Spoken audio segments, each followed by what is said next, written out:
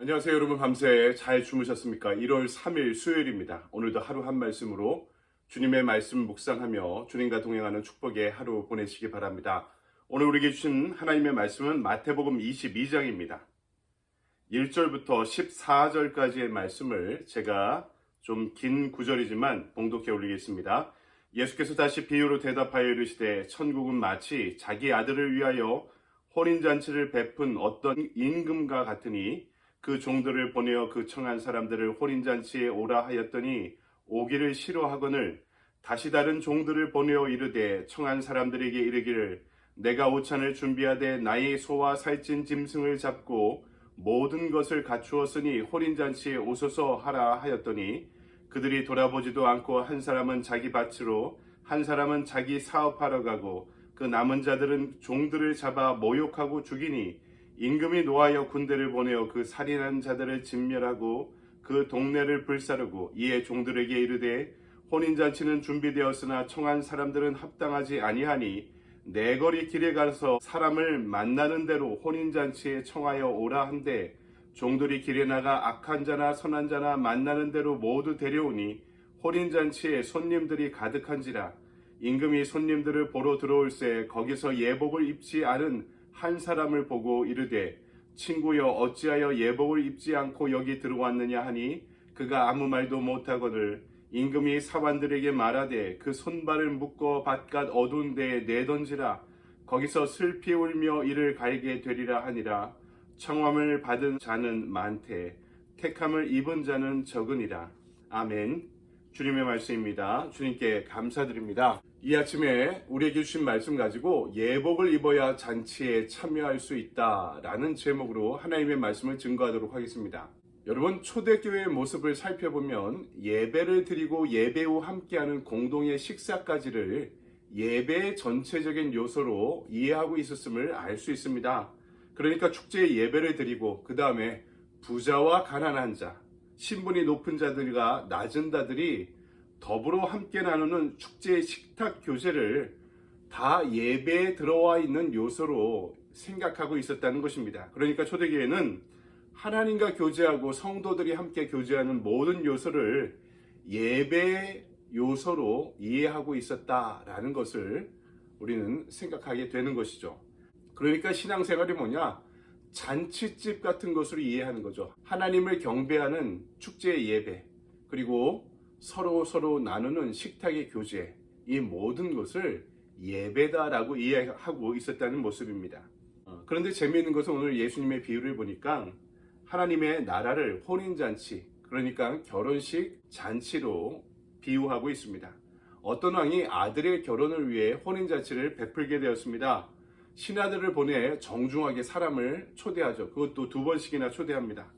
그러나 의외의 사태가 벌어집니다. 초대받은 사람들이 도무지 시큰둥합니다. 아예 초대에 응하지 않죠.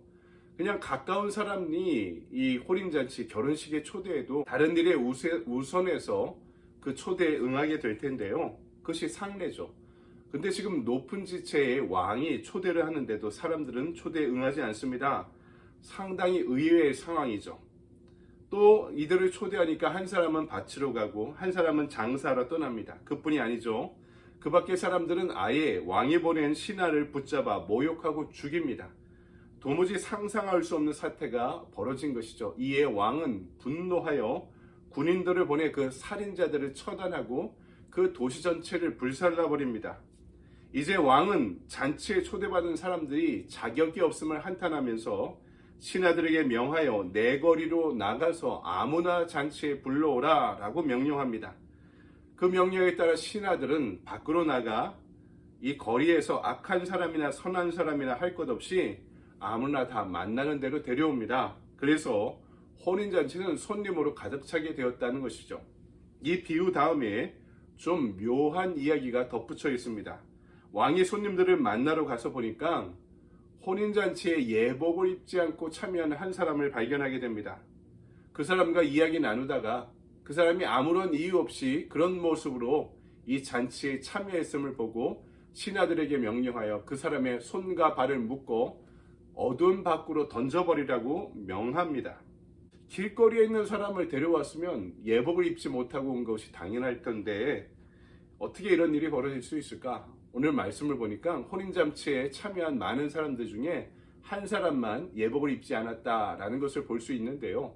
아마도 초대받은 모든 사람들은 예복을 함께 수여받았으리라 하고 예상할 수 있는 지점입니다. 여러분, 교회 안에는 이처럼 선한 사람과 악한 사람이 공존하고 있죠. 혼인잔치에 초청받아 온 사람들, 그러니까 유대인들을 대신하여 교회의 일원이 된 사람들은 이렇게 너무나 다양합니다. 하지만 예복을 입고 잔치에 참여해야 된다라는 뜻은요, 믿음으로 회개의 열매를 맺는 삶을 살아야 된다는 것을 가리킵니다. 그러니까 이 비유는 교회 안에 있는 것만으로 충분하지 않다는 것을 우리에게 알려주고 있죠.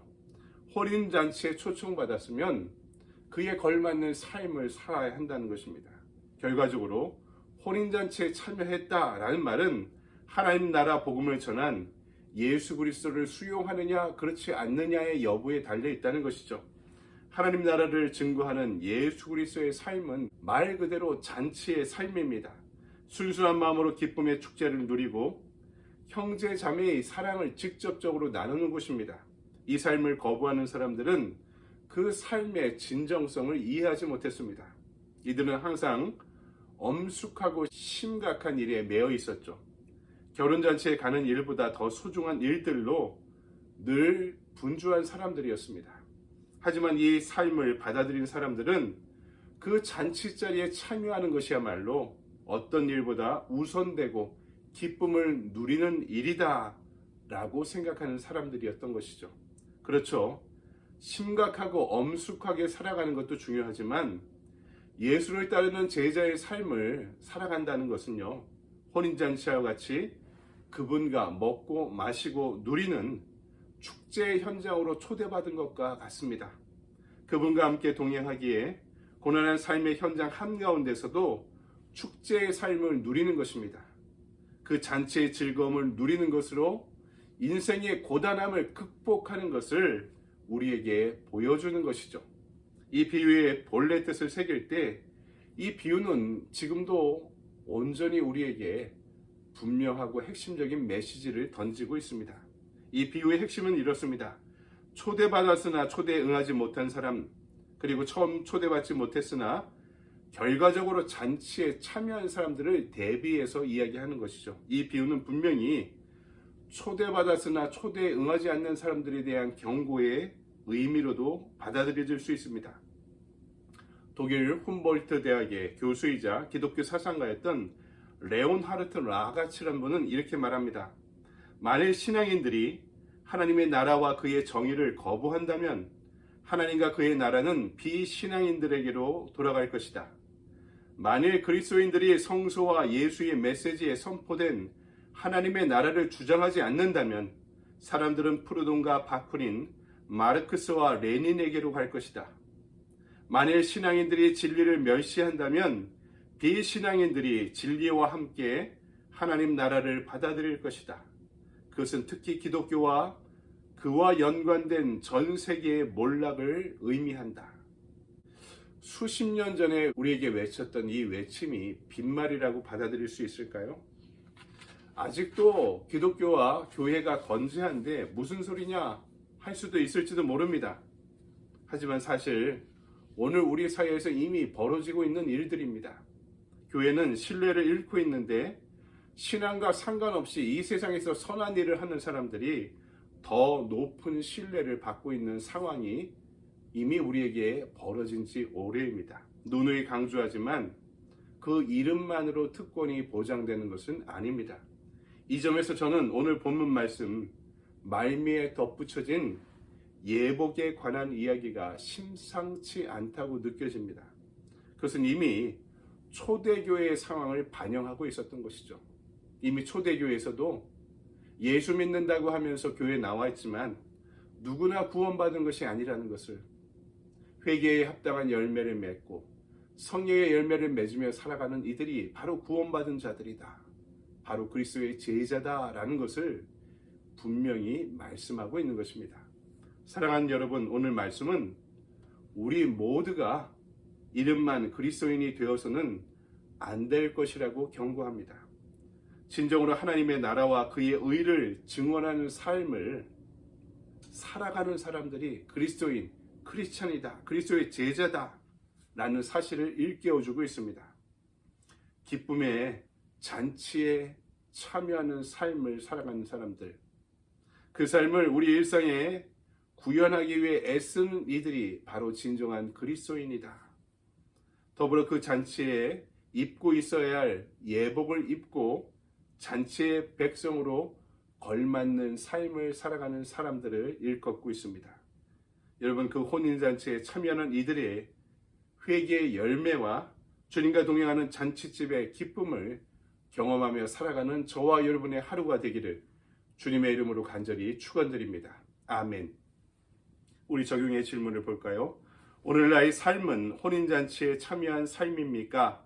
그리고 그 잔치에 참여하기 위해 믿음으로 회개의 열매를 맺고 삶이 변하는 예복을 마련하였나요? 이렇게 묻고 있죠. 액션 플랜입니다. 내 삶의 영역에서 변화가 필요한 부분을 돌이켜 회개하기.